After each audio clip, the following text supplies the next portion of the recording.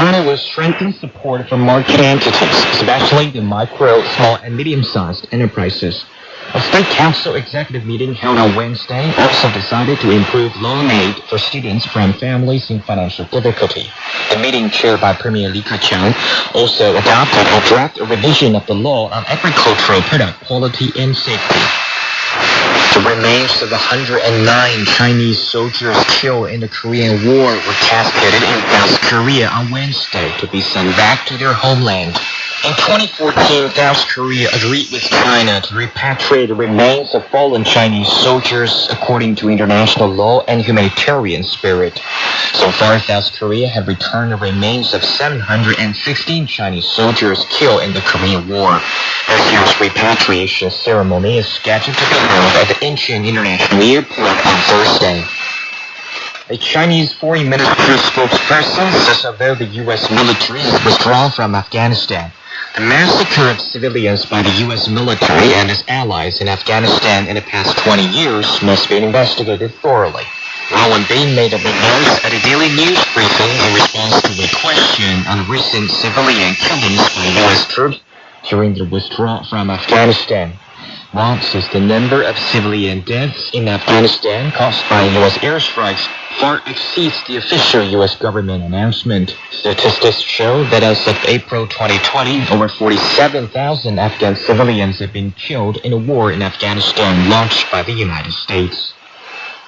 Taliban spokesperson Zabihullah Mujahid says the group wants to build very strong relationship with China.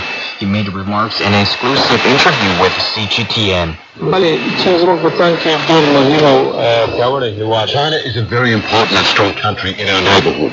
We've had very positive and good relations with China in the past. We want to make these relations even stronger and want to encourage a mutual trust level. On a mental level, we look forward to building a very strong relationship with China because China is a rapidly developing country which can support Afghanistan in the economic sector.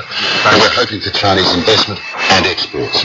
The spokesperson says the Taliban is currently focusing its priorities on maintaining security at Kabul airport and advancing the resumption of civil services as it steps up preparations to form a new government.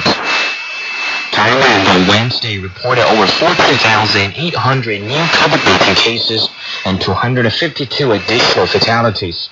It's been 2 consecutive days that the number of new cases fell below 15,000, signifying a declining trend. The Thai government started easing on its lockdown and curfew measures from Wednesday. Restaurants and retail operators are allowed to resume operations with strict social distancing and COVID-19 protocols in place. The Universal Beijing Resort has started a trial operation after more than 3 months stress tests. The Universal Beijing theme park, the Universal City Walk, and 2 hotels will open for invite-only guests during the trial operation. The official opening of the facility is scheduled for September 20th, which coincides with this year's Mid-Autumn Festival holiday. Located in Beijing's Tongzhou district, the resort is the 5th Universal Studios theme park globally, the 3rd in Asia, and the 1st in China. And so far the largest worldwide, covering 4 square kilometers. Chinese volleyball legend Yang Ping says she has stepped down as head coach of China's national women's volleyball team. Yang confirmed last year she would retire as head coach following the Tokyo Olympics.